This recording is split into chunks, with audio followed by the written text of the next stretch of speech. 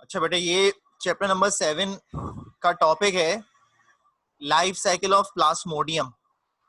Plasmodium की life cycle है, या आप यूं कह लें कि लाइफ साइकिल ऑफ मलेरिया। तो मलेरिया की लाइफ साइकिल है ये। इसमें एक ऑर्गेनिज्म है जिसको आप प्लाज्मोडियम कहते हैं।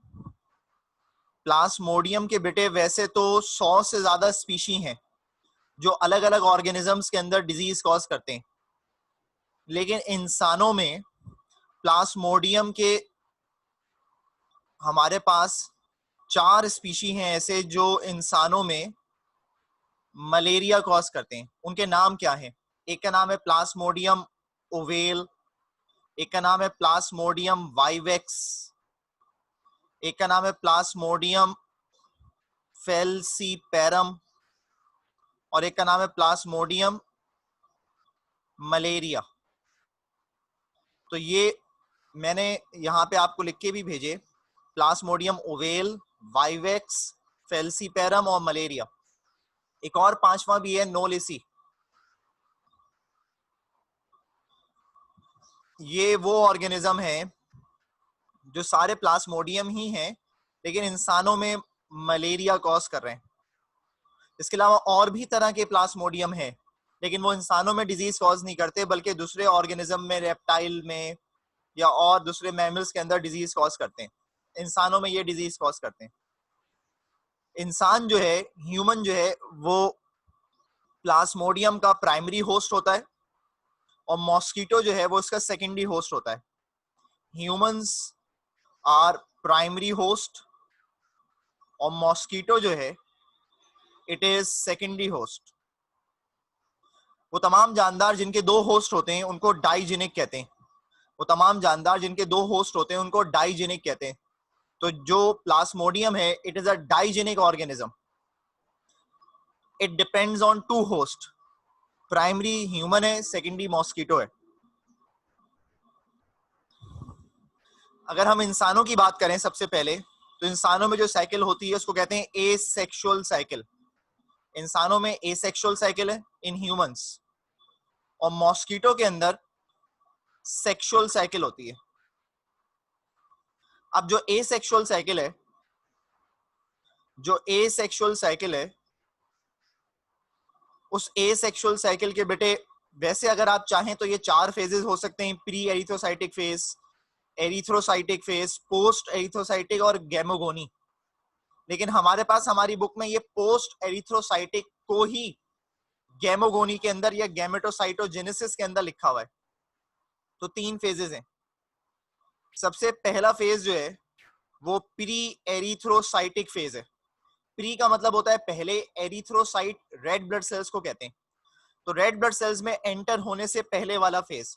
फर्ज करो कोई मॉस्किटो आके बैठा इंसान की बॉडी पे और उसने ब्लड सक करने के लिए इंसान को बाइट किया। मॉस्किटो के माउथ में पहले से ये ऑर्गेनिज्म मौजूद था, प्लाज्मोडियम, जिसको हम कहते हैं स्पोरोजोइट। स्पोरोजोइट स्पोरोजोइट जो है ये पहले से मॉस्किटो के माउथ में, उसके स्लाइवरी ग्लैंड में मौजूद थे। जैसे ही मॉस्किटो ने इंसान का ब्लड सक करने के लिए इंसान को बाइट किया, उसने अपने मुंह से ये सारे स्पोरोजोइट जो हैं ये इंसान की बॉडी में ट्रांसफर कर दिए और उसका ब्लड सक कर लिया। जैसे ही ये स्पोरोजोइट इंसान की बॉडी में पहुंचते हैं, कुछ घंटों के अंदर ही ये पहुंच जाते हैं लीवर सेल्स के पास। अच्छा, हमें मालूम है लीवर मेटाबॉलिक फैक्ट्री है, इसमें कार्बोहाइड्रेट, इसमें फैट्स, तमाम चीजें जमा हुई भी होती हैं। तो एक ऐसी जगह है, एक ऐसा ऑर्गन है लीवर, जो कि इनॉर्मस क्वांटिटी के अंदर एनर्जी कंटेन करता है।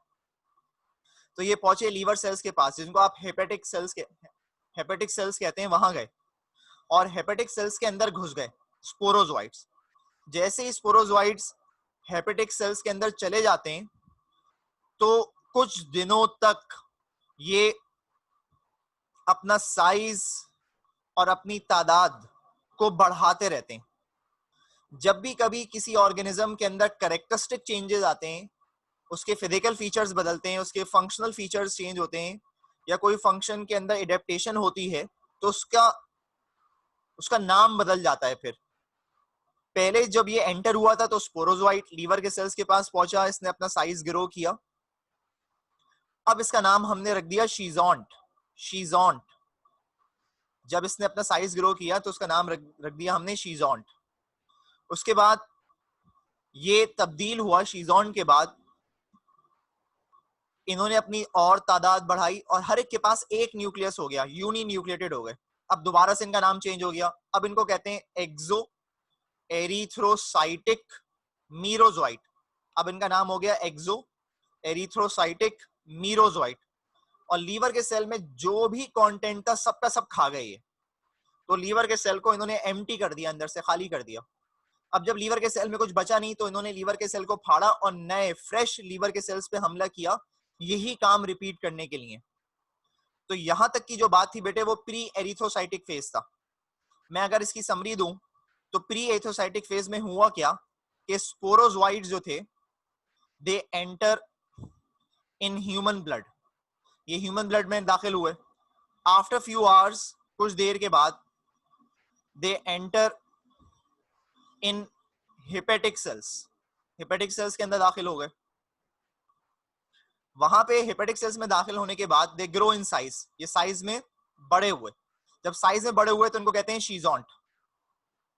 उसके बाद ये डिवाइड हुए बहुत तेजी से और यूनि न्यूक्लिएटेड हो गए, एक न्यूक्लियस रखने वाले हो गए। अब इनका नाम फिर चेंज हुआ और इनको कहते हैं एक्सो एरिथ्रोसाइटिक मीरोजोइट। जब लीवर के सेल में कुछ बचा नहीं तो इन्होंने लीवर के सेल को फाड़ा और लीवर के सेल से बाहर निकल आया और फ्रेश लीवर के सेल्स पे हमला किया। तो रिपीट दिस साइकिल।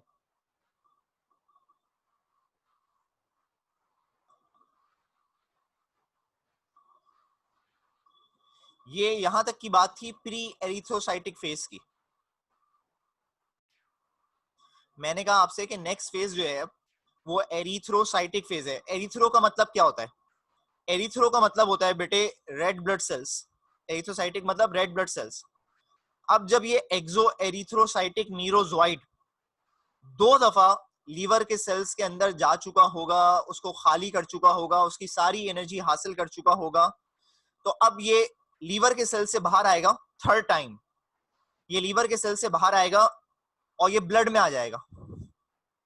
जब ये ब्लड में आ जाते हैं एक्सो एरिथ्रोसाइटिक मीरोजोइट, तो ब्लड में आने के बाद ये रेड ब्लड सेल्स पे हमला करते हैं।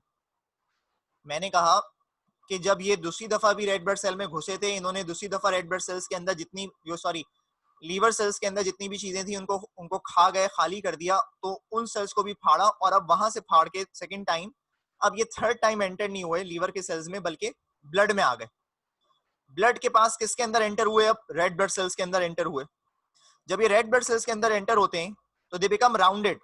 पहला इवेंट, दे बिकम राउंडेड, ये गोल शक्ल के हो जाते हैं।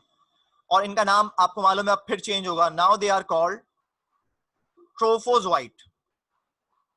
इनका नाम बदल गया, इनको अब कहते हैं ट्रोफोजोइट। ये यहां पे साइज में ग्रो करते हैं और रेड ब्लड सेल्स के पास अगर न्यूक्लियस है, मेरी बात गौर से सुनना, हमें मालूम है रेड ब्लड सेल्स जो होते हैं वो ई न्यूक्लिएटेड होते हैं, लेकिन कौन से रेड ब्लड सेल्स में न्यूक्लियस नहीं होता? मैच्योर रेड ब्लड सेल में न्यूक्लियस नहीं होता। लेकिन अगर कोई रेड ब्लड सेल मैच्योर नहीं है, इमेच्योर रेड ब्लड सेल है, यानी कि ग्रो कर रहा है, तो उसमें तो न्यूक्लियस होता है। तो जो इमेच्योर रेड ब्लड सेल्स होते हैं उनके अंदर न्यूक्लियस है, और अगर ये उनके अंदर घुस गए तो उसके न्यूक्लियस को पुश करेंगे साइड में। जब ये रेड ब्लड सेल्स के अंदर जो इमेच्योर रेड ब्लड सेल्स हैं उनके न्यूक्लियस को पुश कर देते हैं साइड पे, तो इनकी जो शेप की अपीयरेंस होती है, या जो ये स्टेज का नाम रखा है हमने signet ring stage. Signet ring stage इसको इसलिए कहते हैं because cell look like having a large vacuole. Cell बिल्कुल इस तरह से दिख रहा होता है कि एक बहुत बड़ा सा वैक्यूल है अंदर से खाली हुआ हुआ। तो जो अंदर से खाली हुआ हुआ वैक्यूल नजर आ रहा है आपको, इसकी शेप को हम बायोलॉजी में सिग्नेट रिंग कहते हैं, और इस स्टेज का नाम हम क्या रख देते हैं? Signet ring stage. अब ट्रोफोजोइड्स जो हैं ये खाना शुरू करते हैं जिस पर्पस के लिए अंदर आए थे। मेन पर्पस क्या था इनका? मेन पर्पस ये था इनका कि जो रेड ब्लड सेल्स के पास हीमोग्लोबिन है उसमें से एनर्जी हासिल की जाए। तो ये साइटोप्लाज्म जितना भी है रेड ब्लड सेल में उसको खाना शुरू करते हैं और हीमोग्लोबिन को तोड़ देते हैं। दे ब्रेक हीमोग्लोबिन, ये हीमोग्लोबिन को तोड़ते हैं। और हमें मालूम है हीमोग्लोबिन जब टूटता है तो it will break down into heme and globin, ये हीम और ग्लोबिन में टूटेगा, यानी कि जो भी उसके प्रोटीन के कंपोनेंट्स हैं उसके अंदर टूटेगा।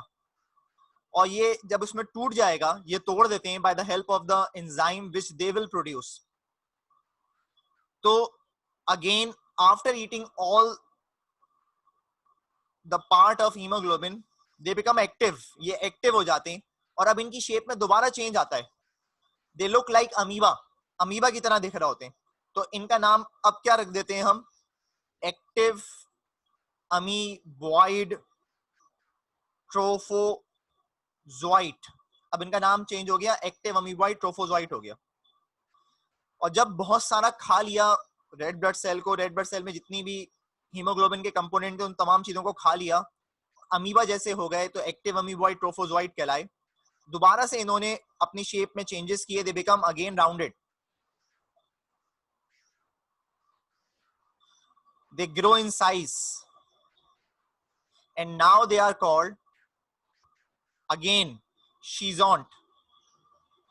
दोबारा से राउंडेड हो गए, ग्रो हुए साइज में, जब भी ग्रो हो रहे हैं साइज में तो इनका नाम क्या पड़ा है, शीजोंट। एंड दे अंडरगो शीजोगोनी, और शीजोगोनी में चले जाते हैं। शीजोगोनी क्या होती है बेटे, शीजोगोनी इज एसेक्सुअल रिप्रोडक्शन।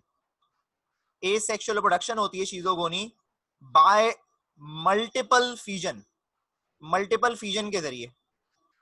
तो अगर किसी ऑर्गेनिज्म में मल्टीपल फिजन हो, मतलब एक से ज्यादा बॉडी के अंदर, एक से ज्यादा सेल के अंदर कोई सेल, बड़ा सेल टूट जाए तो ये मल्टीपल फिजन कहलाती है। तो जब ये शीजोंट बन गए तो ये शीजोगोनी में गए, यानी कि एसेक्सुअल रिप्रोडक्शन में गए और बहुत सारे सेल्स बन गए।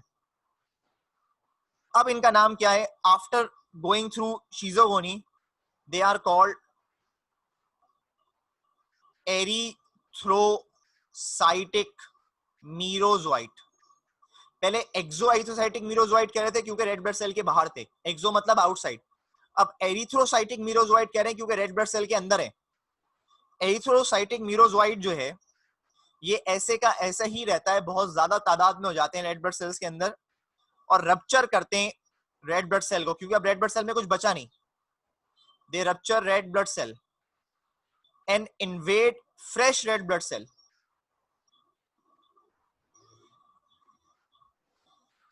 To repeat this cycle again, इस साइकिल को रिपीट करें दोबारा से। अच्छा, जब इन्होंने रेड ब्लड सेल को रप्चर किया तो रेड ब्लड सेल के रप्चर होने के साथ ये सारा जो हीमोग्लोबिन के टूटने के बाद जो भी चीज थी वो भी चीज बाहर आ गई। अच्छा, जब भी कभी हीमोग्लोबिन टूटता है ये तोड़ते हैं by the help of the enzyme which they will produce, they produce a pigment which is called hemozoin, जिसको आप मलेरियल पिगमेंट भी कहते हैं। ये जो हीमोजोइन है जो रेड ब्लड सेल के रप्चर होने से बाहर आता है, ये रिस्पॉन्सिबल है to produce symptoms in human body. तो फर्स्ट टाइम जो सिम्टम्स अपेयर होते हैं किसी भी इंसान की बॉडी में वो इस हीमोजोइन के बाहर आने की वजह से प्रोड्यूस होते हैं। इससे पहले सिम्टम अपेयर नहीं हुए होते, पता नहीं चला होता कि कोई इंसान बीमार है या उसको मलेरिया है। हीमोजोइन जैसे ही बाहर आता है it will cause the appearance of symptom. तो ये इंपॉर्टेंट बात है जो आपको याद रखनी है। तो अब मैं अगर इसकी समरी दूं इस पूरे फेज की, ये सबसे बड़ा फेज था। एरिथ्रोसाइटिक फेज में हुआ क्या कि एक्सो एरिथ्रोसाइटिक मीरोजोइट लीवर के सेल्स को फाड़कर ब्लड में आए, रेड ब्लड सेल्स के अंदर घुस गए। रेड ब्लड सेल्स के अंदर घुसने के बाद ये राउंडेड हुए, इनका नाम रख दिया ट्रोफोजोइट। ट्रोफोजोइट ने रेड ब्लड सेल के पास अगर न्यूक्लियस है, इमेच्योर रेड ब्लड सेल है तो उनके न्यूक्लियस को पुश किया साइड में। तो जो इसकी अपीयरेंस हो गई रेड ब्लड सेल की, it look like signet ring. Signet ring का मतलब होता है एक बहुत बड़ा सा सेल या आप कह लें एक एम्प्टी वैक्यूल। तो this stage is called signet ring stage. इन्होंने साइटोप्लाज्म को खाया रेड ब्लड सेल के, हीमोग्लोबिन को तोड़ा, हीमोग्लोबिन को तोड़ा, उसमें एक पिगमेंट प्रोड्यूस किया, उसका नाम है हीमोजोइन, और हीमोग्लोबिन को खाया एक्टिवली।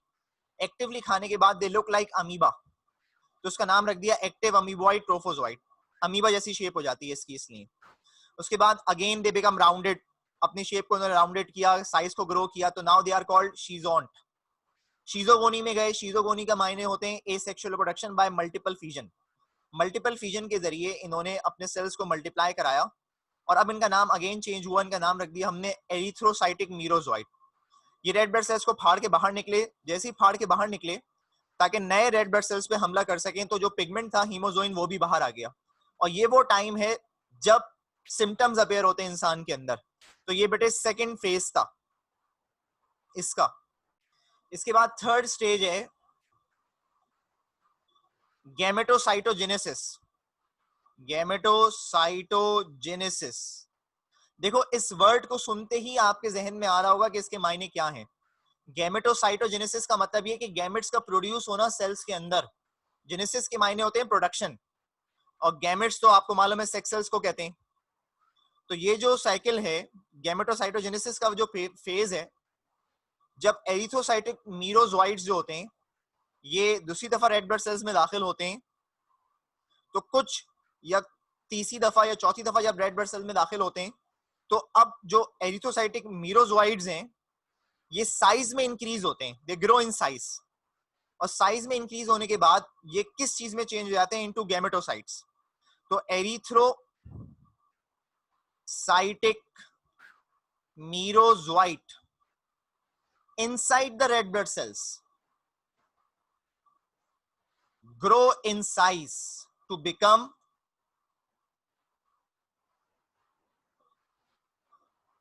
गैमेटोसाइट। ये गैमेटोसाइट बन जाते हैं। और हमें मालूम है कि गैमेटोसाइट दो तरह के होते हैं, एक मेल और एक फीमेल। मेल को कहते हैं माइक्रो गैमेटोसाइट और फीमेल को कहते हैं मैक्रो गैमेटोसाइट। क्योंकि मेल का सेल छोटा है इसलिए माइक्रो, फीमेल का सेल बड़ा है इसलिए मैक्रो। और ये काम इन्होंने कहां किया, रेड ब्लड सेल्स के अंदर किया। और अब ये ऐसे के ऐसे ही रहते हैं, इंतजार करते हैं कि दोबारा से कोई मॉस्किटो आए और इंसान को बाइट करे उसका ब्लड सक करने के लिए, तो उसके ब्लड में पहले से क्या मौजूद हुआ हुआ होगा या पहले से क्या मिलेगा। रेड ब्लड सेल के अंदर पहले से गैमेटोसाइट्स मिलेंगे। किसके गैमेटोसाइट मिलेंगे, प्लाज्मोडियम के। तो जब भी कभी मॉस्किटो ब्लड सक करेगा कोई भी, तो खास तौर पे प्लाज्मोडियम या एनोफिलीस मॉस्किटो जो है, जब ये इंसान का ब्लड सक करेगा तो उस इंसान की बॉडी में पहले से उसको ये गैमेटोसाइट मिलेंगे। तो यहां पर ये जो था सेक्सुअल एसेक्सुअल साइकिल जो थी बेटे वो पूरी हो गई। अब नेक्स्ट जो है वो सेक्सुअल साइकिल है जो कि मॉस्किटो में होती है, और मॉस्किटो में इसको कहते हैं स्पोरोगोनी। इंसानों में कहते थे शीजोगोनी और मॉस्किटो में कहते हैं स्पोरोगोनी। इसकी तीन स्टेजेस हैं, इसकी तीन स्टेजेस हैं बेटे, गैमेटोगोनी, सिनगेमी और स्पोरोगोनी। सबसे पहले गैमेटोगोनी। मैंने कहा आपसे मॉस्किटो एनोफिलीस मॉस्किटो जब कभी इंसान को बाइट करेगा और उस इंसान के ब्लड में अगर पहले से गैमेटोसाइट मौजूद है, तो ब्लड के साथ ये गैमेटोसाइट मॉस्किटो की बॉडी में चले जाएंगे, उसके गट में, उसके डाइजेस्टिव सिस्टम में चले जाएंगे। तो यहाँ पे पहली स्टेज स्टार्ट होगी गैमेटोगोनी। इसमें क्या होगा, जो गैमेटोसाइट रेड ब्लड सेल्स के साथ मॉस्किटो की बॉडी में पहुंच गए, मॉस्किटो की बॉडी में पहुंचने के बाद ये जो गैमेटोसाइट्स हैं ये उसके स्टमक में जाएंगे। स्टमक में जाने के बाद फीमेल गैमेटोसाइट तो पहले से ही रेडी हैं, उनमें तमाम फीचर्स पहले से मौजूद हैं, वो रेडी हैं फर्टिलाइजेशन के लिए, मैक्रोगैमेट्स जो हैं फीमेल के। लेकिन मेल के जो हैं वो 6 से 8 लेके स्पर्म्स बनाते हैं by a process called exflagellation. Exflagellation के जरिए। ये जो एक्स फ्लैजेलेशन है इसके मायने ये होते हैं कि एक बॉडी है, उस बॉडी में से उसका न्यूक्लियर मटेरियल के साथ प्रोट्रूजन हो रही है, बाहर की तरफ निकल रहे हैं फ्लैजेला लाइक स्ट्रक्चर जो एक ऑर्गेनिज्म में चेंज हो गया है। यहाँ पे देखो ये डायग्राम आपको नजर आ रही होगी, इसमें बड़ा बड़ा लिखा हुआ है एक्स फ्लैजेलेशन। तो जहां पे एक्स फ्लैजेलेशन लिखा हुआ है इसमें देखो ये जिसमें मैं कर्सर फेर रहा हूँ, ये एक बॉडी थी, ये एक ऑर्गेनिज्म था, ये बिल्फर्स माइक्रोगैमेटोसाइट था। इस माइक्रोगैमेटोसाइट के अंदर न्यूक्लियस जो था वो डिवाइड हो गया और देखो हर एक फ्लैजेला लाइक स्ट्रक्चर में चला गया। और ये जो फ्लैजेला लाइक स्ट्रक्चर में चला गया, ये हर एक फ्लैजेला अपनी मेन सेंट्रल बॉडी से अलग होगा। तो मेन सेंट्रल बॉडी से इस फ्लैजेला लाइक स्ट्रक्चर के अलग हो जाने को along with the nuclear material इसको एक्स फ्लैजिलेशन कहते हैं, मतलब सेपरेशन, अलग हो जाना। एक्स का मतलब होता है सेपरेट, तो सेपरेट हो जाना फ्लैजिला लाइक स्ट्रक्चर का मेन सेंट्रल बॉडी से। और इसमें अगर देखो तुम, अगर फ्लैजिला गिनो तो कितने, 3 4 5 6 नजर आ रहे हैं ना। तो मैंने यहाँ पे कहा था ना 6 से लेके 8 स्पर्म प्रोड्यूस होते हैं। ये each flagella like structure is called a sperm. ये हर एक फ्लैजिला लाइक स्ट्रक्चर क्या कहलाता है, एक स्पर्म कहलाता है। तो गैमेटोगोनी में तो बेटे ये हुआ कि जो मॉस्किटो का गट था, मॉस्किटो के गट के अंदर फीमेल के सेल तो रेडी हैं, मैक्रोगैमेट्स।